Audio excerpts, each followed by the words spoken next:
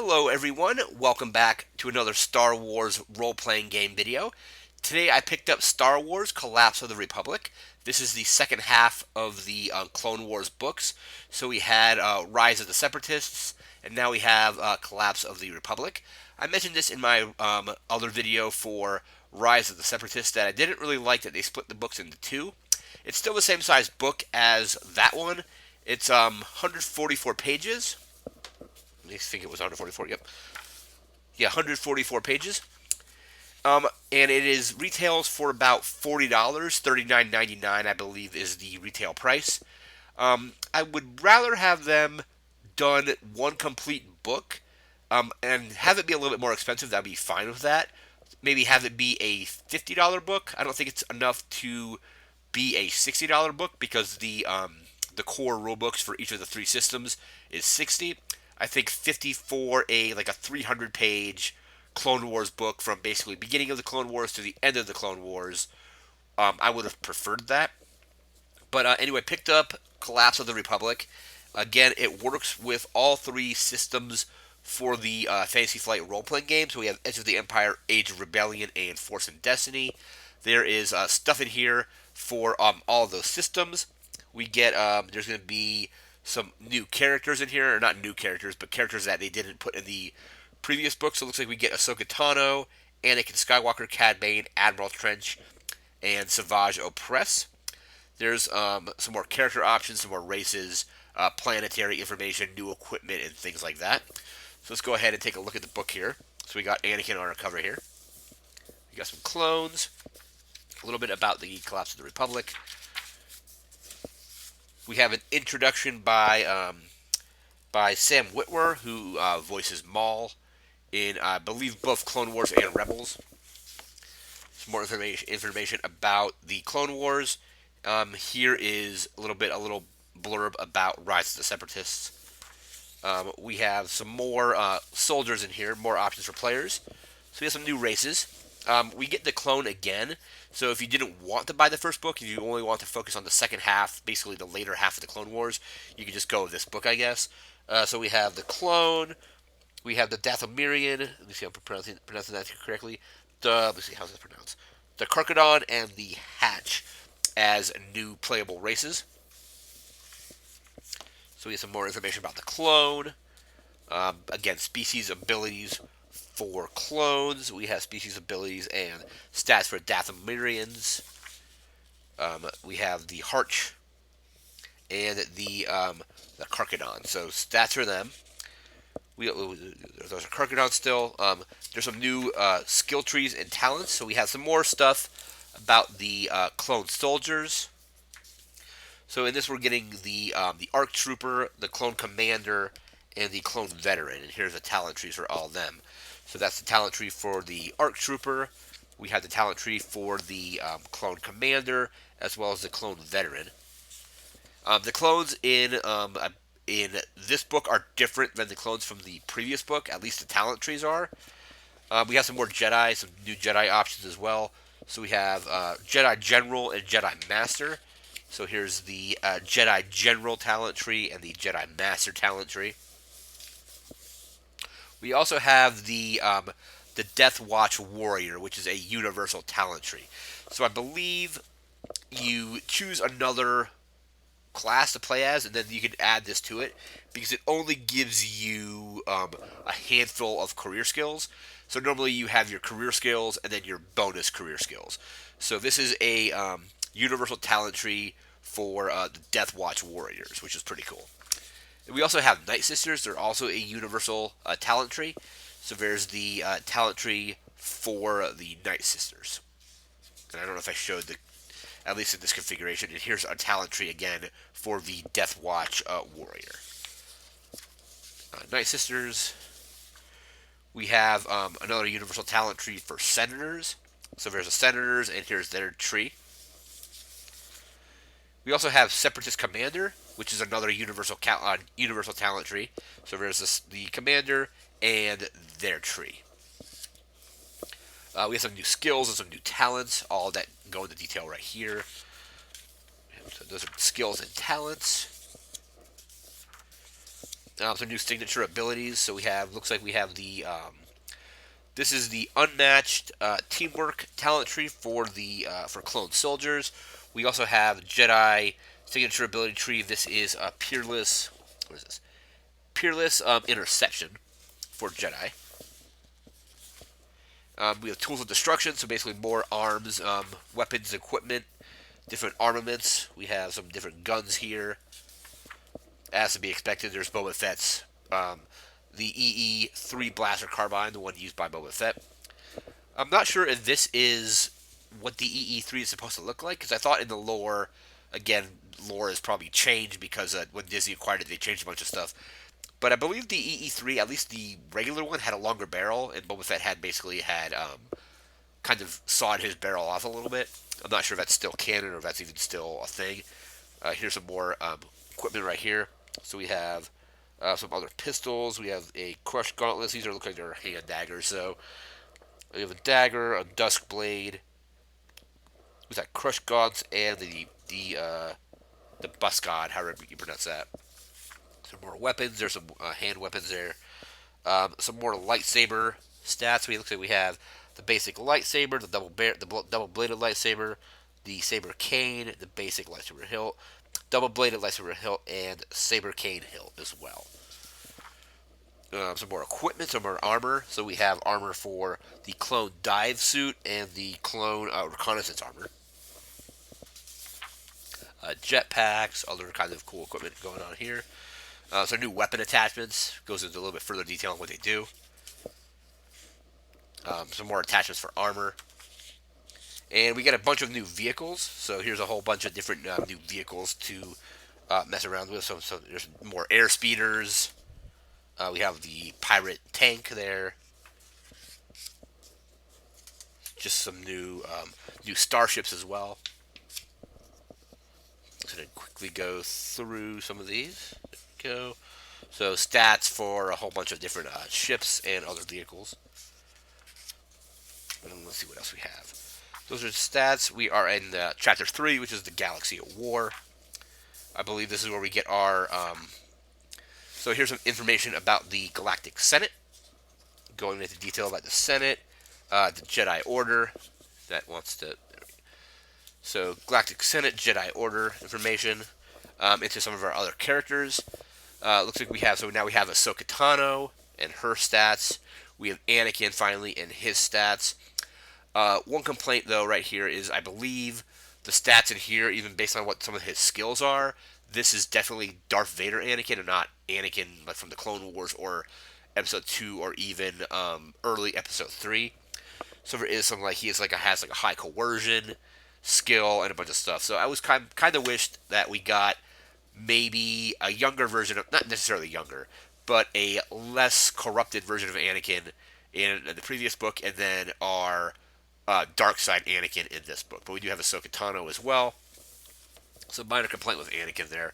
I suppose if you wanted to adjust his stats and his skills to be more light side friendly, you can kind of tweak some of his skills and maybe some of the ratings and have some of the skills go either be higher or lower depending on which version of Anakin you want to try to use. But it would have been nice to have them just give you a pre-made version of good Anakin and a pre-made version of bad Anakin before he gets put into the Vader suit.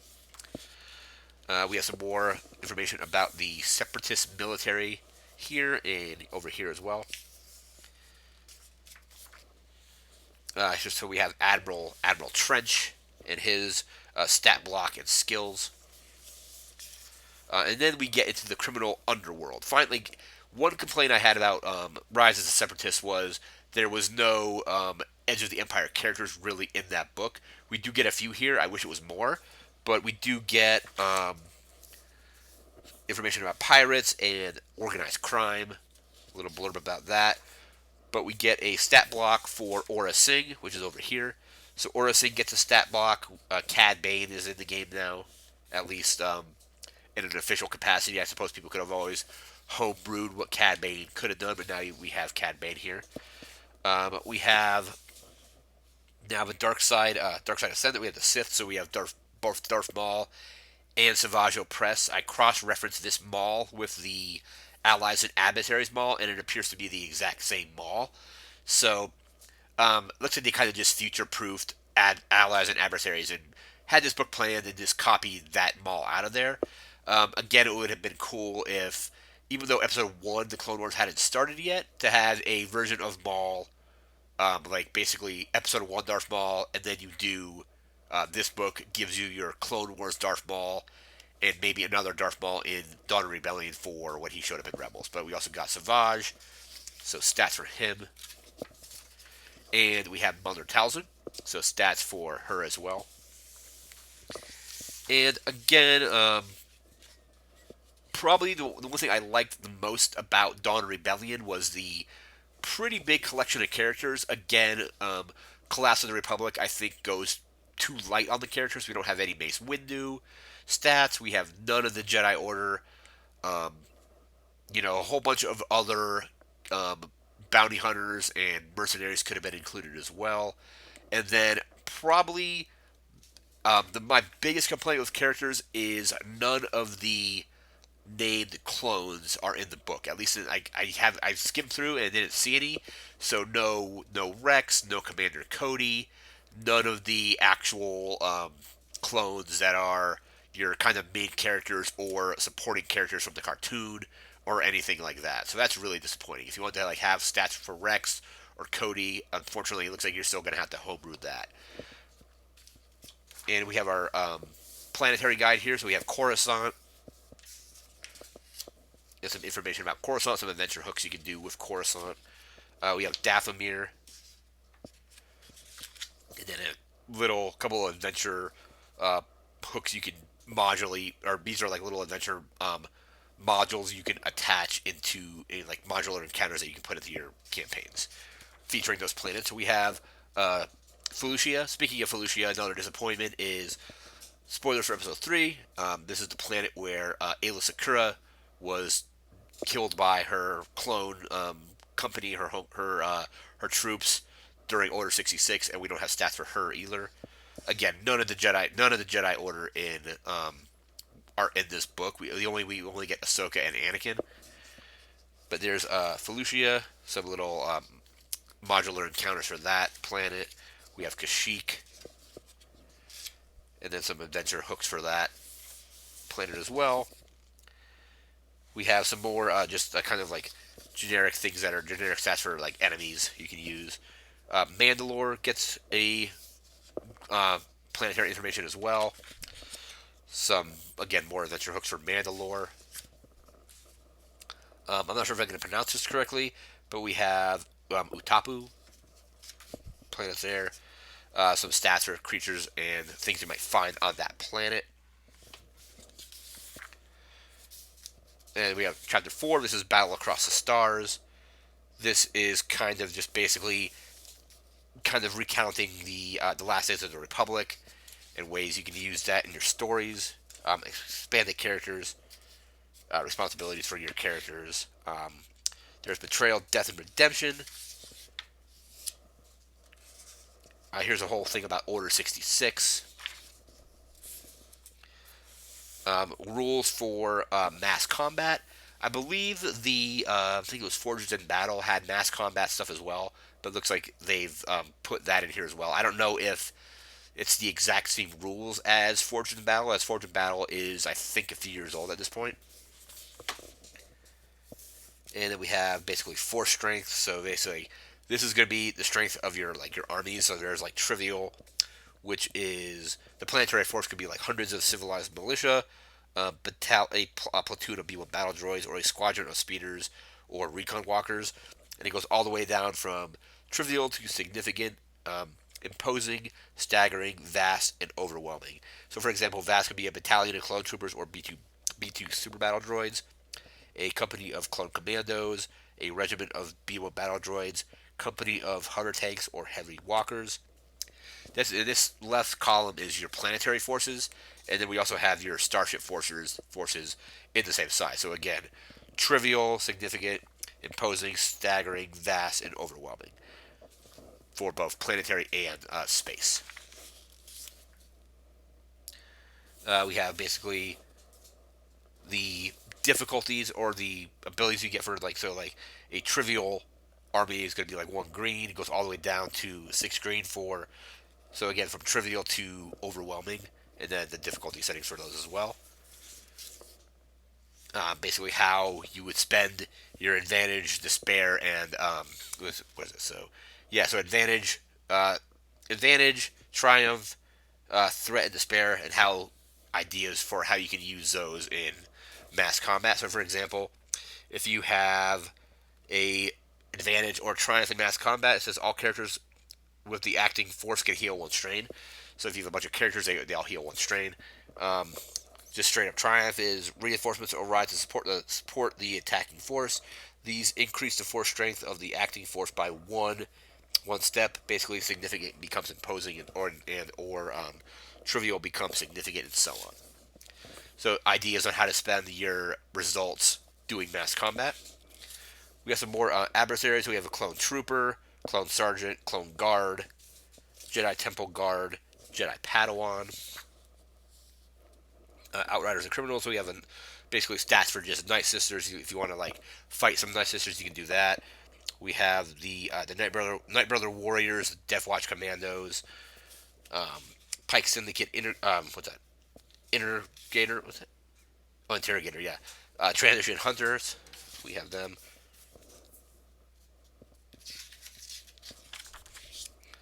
Some more droids. So we have the Aqua droids, the Arcanine, the Recon droids. We have the Assassin probe droids, B1 rocket droids. Just some more droids in here. Are these so droidicas? We have droidica sharpshooters as well, and then finally just a few more droids. And that is the basic contents of this book. Again, I wish this was just one big book that would have been maybe like 300 or so pages. Maybe have it cost, again, cost $10 more, because both of these books were about 40 a piece. So I feel $80 for both of these is a little too much, especially with how light on the characters each of these books are. Again, with the Clone Wars books, there were no named clone troopers at all. So again, no Rex, no Cody.